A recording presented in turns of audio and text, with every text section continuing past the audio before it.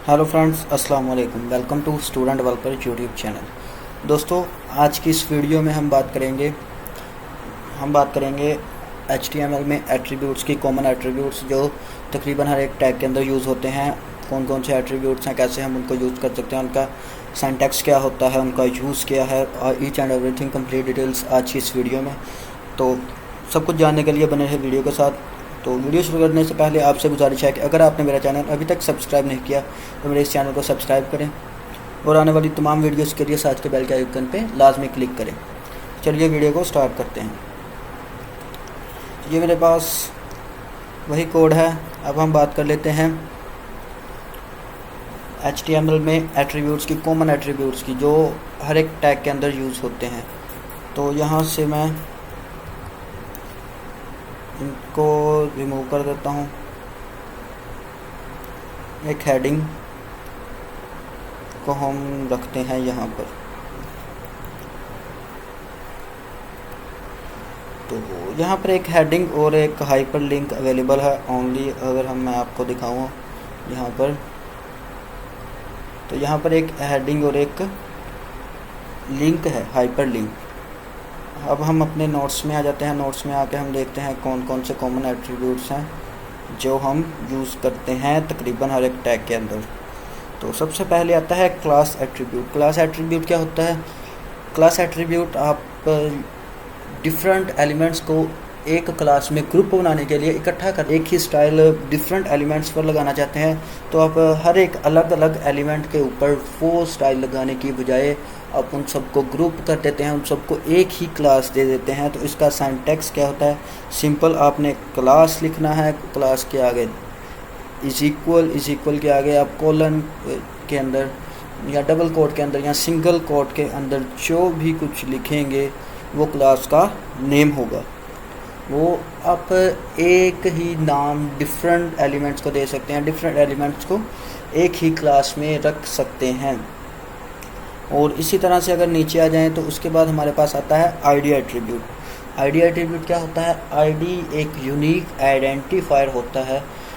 यानी कि अगर आप CSS में किसी एक पर्टिकुलर चीज़ को या बैकएंड में डाटाबेस में अगर आप यूज़र नेम एक फील्ड बनाते हैं, यूज़र नेम को आप आईडी दे देते हैं यूज़र नेम, तो आप डेटाबेस में जाकर यूज़र नेम को जब भी कॉल करेंगे तो वो एक ही आपके सामने आएगा, एक ही फील्ड आएगी।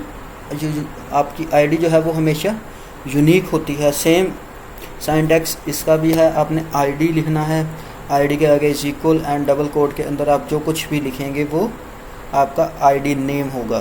तो बात कर लेते हैं एग्जांपल में। तो अब यहाँ पर मैं आपको दिखाता हूँ कि इसको मैं अगर अपने जब भी क्लास आईडी या कोई भी एट्रीब्यूट को यूज़ करना है तो आपने स्टार्टिंग वाला है टैग यूज़ करना है। ये देखें, ये स्टार्टिंग टैग है और ये हमारा एंडिंग टैग है। यहाँ से स्टार्ट हो रहा है अपन हमारा एलिमेंट और यहाँ पर एंड हो रहा है, और इसके दरमियान में हमने अपनी ज़रूरत की चीज़ लिखी है जो हमने प्रिंट करवानी है या जो भी कुछ है। तो आपने जो भी लिखना है अपने स्टार्टिंग टैग के अंदर लिखना है और स्पेस डाल के लिखना है। स्पेस का मतलब है कि यहाँ से आपका नेक्स्ट एट्रीब्यूट स्टार्ट हो रहा है। तो यहाँ पर मैं इसको भी क्लास दे देता हूँ। क्लास में मैं इसको देता हूँ अब कुछ भी नाम रख सकते हैं। इसी तरह से मैं नीचे वाले को भी क्लास दे देता हूँ। तो ये देखिए, यहाँ पे स्पेस डाल के एक एट्रीब्यूट ये हार्फ का यहाँ पे लगा हुआ है बाय डिफ़ॉल्ट, और दूसरा मैं यहाँ पर ऐड करने लगा हूँ।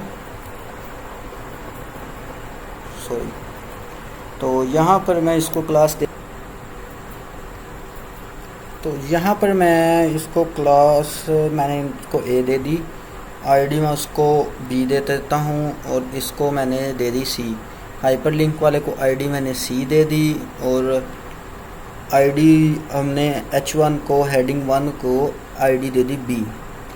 तो इनको यूज़ करने का तरीका क्या है? CSS में जब हमने क्लास को कॉल करना होता है, यानी कि वो तमाम एलिमेंट्स जिनकी क्लास A है, यहाँ पर मैंने डॉट शुरू में यूज़ किया। डॉट यूज़ होता है क्लास को कॉल करने के लिए। तो इस डॉट A का मतलब है कि जितने भी एलिमेंट्स जिनकी क्लास ए है उन सब का कलर हो जाए ब्लू। और हैश यूज़ होता है आईडी को कॉल करने के लिए, और यहाँ पर मैंने हैश यूज़ किया हैश बी। तो हैश बी वो एलिमेंट जिसकी आईडी बी है, यहाँ पे आईडी बी है H1 की, तो उसका बैकग्राउंड कलर हो जाए रेड। तो अभी हम अपने यहाँ पर जाकर देखते हैं। तो ये देखें आप, हमने जो वेब पेज बनाया है उसमें दोनों का कलर ब्लू हो गया और बैकग्राउंड कलर जो है वो रेड हो गया। किसका? H1 का, क्योंकि हमने बी आईडी जो दी थी वो H1 को दी थी, और H1 में जो आईडी है उसका बैकग्राउंड कलर हमने बी सेट किया स्टाइल के अंदर, स्टाइल टैग के अंदर। तो इस तरह से आप आईडी एट्रीब्यूट और क्लास एट्रीब्यूट का यूज़ कर सकते हैं। इस बात को जहन में रखिएगा कि आईडी हर एक डिफरेंट होती है, हर एलिमेंट की आईडी यूनिक होती है, यूनिक आइडेंटिफायर होता है।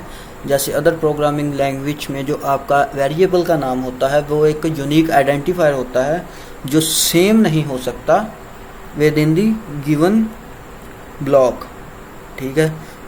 इसी तरह से HTML के अंदर आईडी जो है वो यूनिक आइडेंटिफायर होता है हर एक एलिमेंट का। जो आप आईडी एक एलिमेंट को दे देंगे वो दूसरे एलिमेंट को आप नहीं दे सकते। HTML में आप दे सकते हैं, वो कोई एरर शो नहीं करेगा, लेकिन जब आप बैकएंड पे अपनी वेबसाइट को बैकएंड पे जाके लिंक करेंगे और एक आईडी के ऊपर पर्टिकुलर स्क्रिप्ट लगाएंगे तो वो तब एरर आएगा कि एक आईडी के ऊपर आपके डिफरेंट एलिमेंट्स हैं, तो वो डिफरेंट जगह पे आपका फंक्शन रन होगा, तब आपके पास एरर आएगा, देन आपको मुश्किल होगी।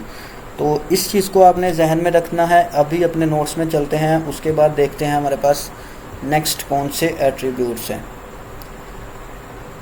तो इसके बाद आ जाता है title attribute. Title attribute use होता है आपका टाइटल को डिफाइन करने के लिए, मतलब कि ये एलिमेंट आपने किस लिए बनाया है उसको एक टाइटल देने के लिए।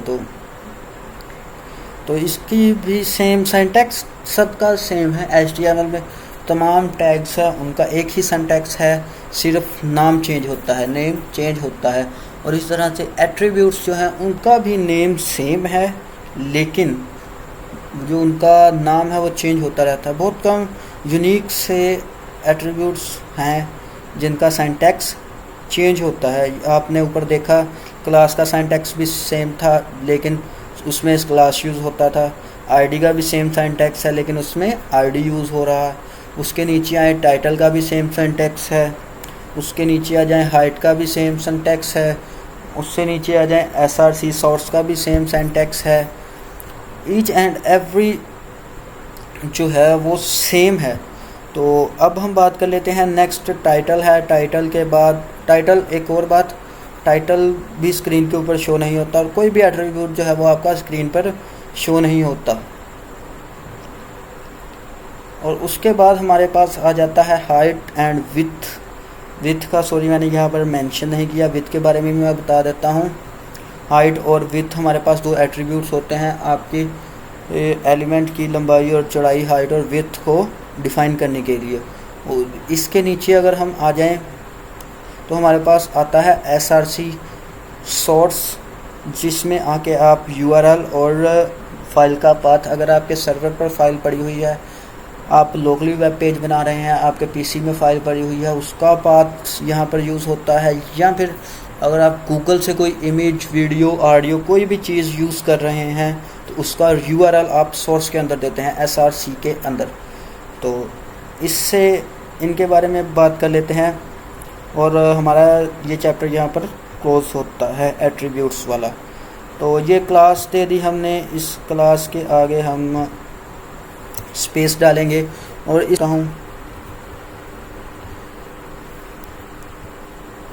टाइटल एट्रीब्यूट, तो इसको मैं दे देता हूँ। तो टाइटल को भी आप यूज़ कर सकते हैं डिफरेंट जगह पे। इसी तरह से अगर मैंने टाइटल दे दिया टाइटल एग्जैक्टली इसीलिए यूज़ होता है कि आपको डिफ़ाइन हो जाएगा कि ये जो मैंने लिंक यूज़ किया है किस लिए किया है। वैसे आपने यहाँ पर टेक्स्ट ऐड किया हो, अब फ़र्ज़ करें मैंने यहाँ पर सिर्फ इतना ही ऐड किया है, तो मुझे नहीं पता होगा कि ये जो है लिंक किस लिए है। तो ये मुझे इस पर मैं हाइपर लिंक की जगह पे गूगल लिंक लिख दूँ, तो अब मुझे ये डिफ़ाइन करेगा कि ये जो लिंक है ये गूगल का लिंक है। यहाँ पे तो मैंने अकेला ये लिखा है क्लिक टू गो। तो इस तरह से आप टाइटल्स को यूज़ कर सकते हैं। टाइटल के बाद हमने जो यूज़ किया था, हाइट और विड्थ। हाइट और विड्थ आपकी अगर हम इमेज वीडियो और को यूज़ करते हैं या ऐसी चीज़ों को यूज़ करते हैं। अब यहाँ पे मैं डिव के बारे में बताता हूँ। अब जैसे हमने एक HR टैग यूज़ किया था,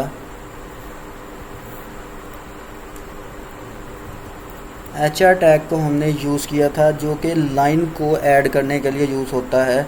तो मैं अब आपको दिखाता हूँ वेब पेज में। यहाँ पर एक लाइन सेट हो गई है। तो लाइन की अगर मैं विड्थ लिखूँ तो इसकी विड्थ मैं सेट कर दूँ 100 पिक्सल। तो 100 पिक्सल में ये देखें इसका साइज़ छोटा हो गया। ये मैंने विड्थ सेट कर दी। और इसी तरह से अगर मैं इसके अंदर हाइट को यूज़ नहीं कर सकता, क्योंकि इसकी हाइट का फ़र्क नहीं पड़ता, इसमें यूज़ करने से इसकी हाइट सेम रहेगी। लेकिन जब मैं इमेज को यूज़ करता हूँ तो उसके अंदर अगर मैं अकेला विड्थ देता हूँ तो एक स्क्वायर के अंदर हमारी हाइट और विड्थ सेट हो जाएगी, जो भी मैंने विड्थ दी होगी उसके मुताबिक। लेकिन अगर मैं दोनों को अपने हिसाब से अरेंज करना चाहता हूँ तो मुझे हाइट और विड्थ देनी पड़ेगी। इसके बारे में बात करेंगे जब हम अपने वीडियो, ऑडियो एंड इमेज वाले लेक्चर तक पहुँचेंगे, तब हम इन चीज़ों के बारे में डिटेल से बात करेंगे। SRC टैग के बारे में भी हम तब बात करेंगे क्योंकि ये वहीं पर यूज़ होगा। बस इतना ही। अगर वीडियो अच्छी लगी हो तो लाइक करें, शेयर करें, कमेंट करें और आने वाली न्यू वीडियोस के लिए चैनल को सब्सक्राइब करें और उसके साथ बेल के आइकन पर लाजमी क्लिक करें ताकि आने वाली हर न्यू वीडियो का नोटिफिकेशन आपको मिलता रहे। तो चलिए मिलते हैं नेक्स्ट वीडियो में, तब तक के लिए खुदा हाफिज़।